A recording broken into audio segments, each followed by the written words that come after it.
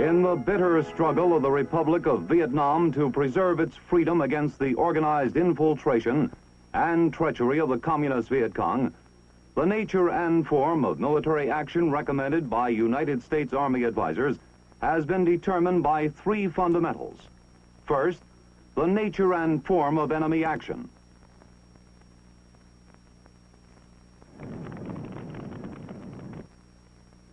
Second, the Vietnamese way of life.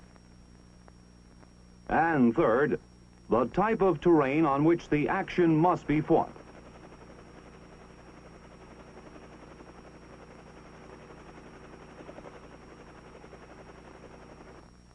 The question became how to carry this guerrilla-type war to the guerrillas in their shifting strongholds, off in the vast delta land, off in the plateau's jungle, off in the mountains' tangle, not to harry them from place to place, but to land troops and clean them out.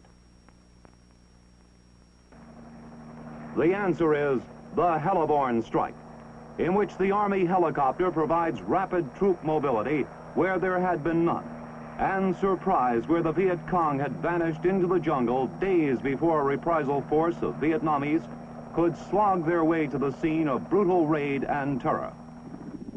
Now the Vietnamese themselves were enabled to plan a trap and spring it.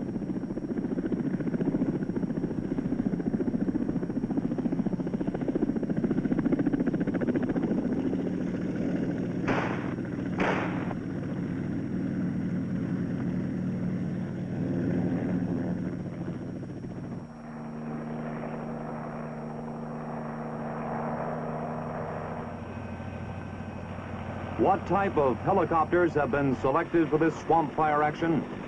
How are they manned? How are they armed? And how are they used? What is the pattern that has been hammered out in the guerrilla battles of this historic heliborne action?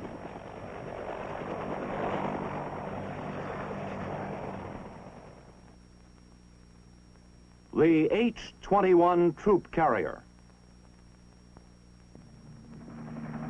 Troop carrier is the big twin-rotor H-21. When the Vietnamese division commander schedules a strike, 10 Vietnamese soldiers with their battle equipment are allotted to each aircraft. So the total load in the H-21 is 14 personnel, including the crew. The four-man American Army crew consists of the pilot, the co-pilot to his left, the crew chief, who sits up close to the pilot and is the gunner, firing the .30 caliber machine gun out the right side door. The fourth crewman could be termed the left door man. He supervises the movement of Vietnamese troops in and out of the aircraft and during flight as well as on arrival at the landing zone.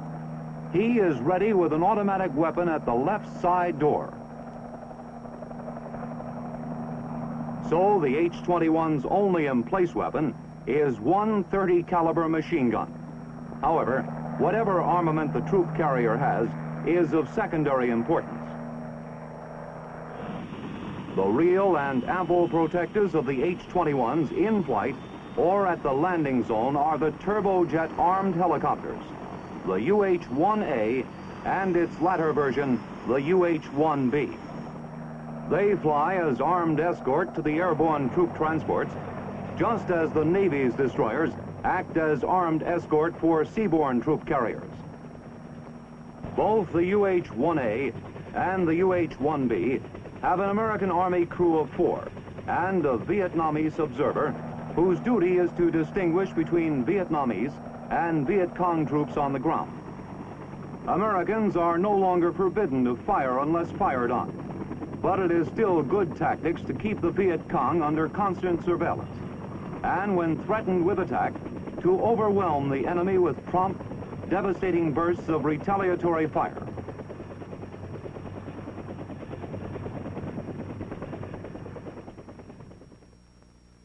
The UH-1A armed helicopter.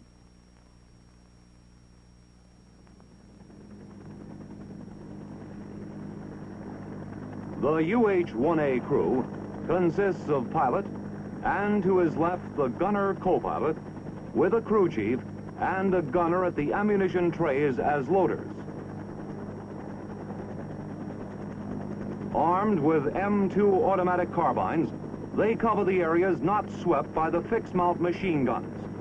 Using this field expedient, they have been surprisingly effective and credited with several kills. The UH-1A's two fixed-mount 30 caliber machine guns are mounted forward on the skids, one on each side.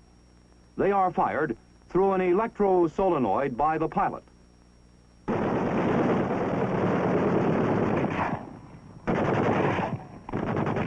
However, it had become evident early in the Vietnam type of operation that the target was not so much enemy soldiers as an area of vegetation in which enemy soldiers were skillfully hidden, rising to fire, then disappearing into dense cover. The fixed machine gun could not be depended upon to saturate such an area with lethal fire. The weapon needed here was the rocket, which would fragment and make any part of an area untenable. Accordingly, 16 launchers to fire the 2.7 rocket were installed on the UH-1A, 8 to each side, so mounted on the skids that they fire to the side of the machine guns. This was done at Okinawa by local ordnance there before the aircraft were moved to Southeast Asia. The rocket has proved an ideal weapon for the armed helicopter. It deals most effectively with the Viet Cong in their favorite maneuver, the ambush. A combined machine gun and rocket run on an area smashes the hide-and-seek tactics of the guerrilla enemy.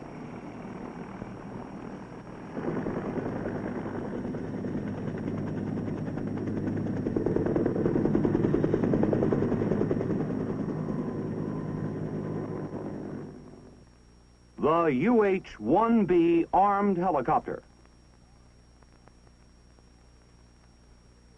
When the UH-1B arrived from its manufacturer in the United States, it was apparent that its machine gun armament was designed for effective fire at all angles.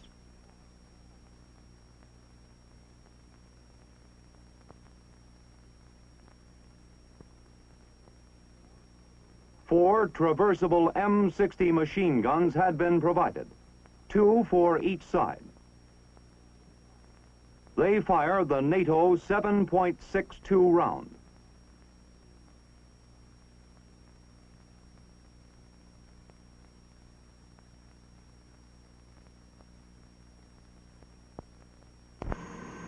The gunner co-pilot aims and fires through a movable type sight with a trigger set in the handle.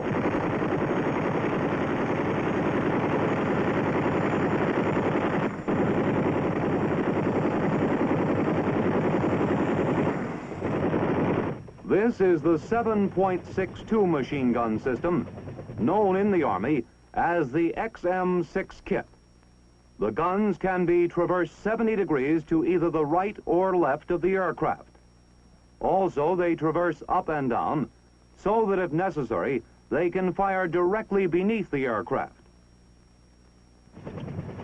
But while the UH-1B's machine gun system was a tremendous improvement over that of the UH-1A's, a rocket system was lacking. This weapon, overwhelmingly successful against the Viet Cong, was installed on the UH-1B after its arrival in Vietnam. Adapting the 1A's system, 16 rocket launchers were emplaced on the 1B by local ordnance, 8 on each side. As with the 1A, the 2.75 is the rocket ammunition of the UH-1B. So with the UH-1A's 16 rockets and 2 fixed machine guns, and the UH-1B's 16 rockets and 4 traversable machine guns,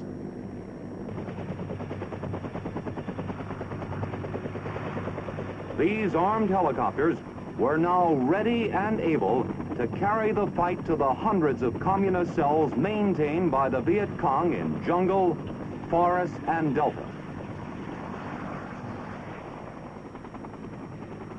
The battle has not been without its casualties to those on freedom's side. To take care of these, 5 UH-1As are on duty with the 57th Medical Detachment.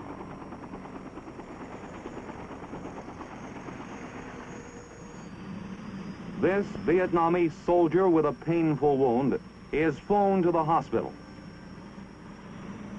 An American Army advisor was wounded when the Viet Cong sprung a trap on a ground party in the jungle. They employed their ambush tactics, which is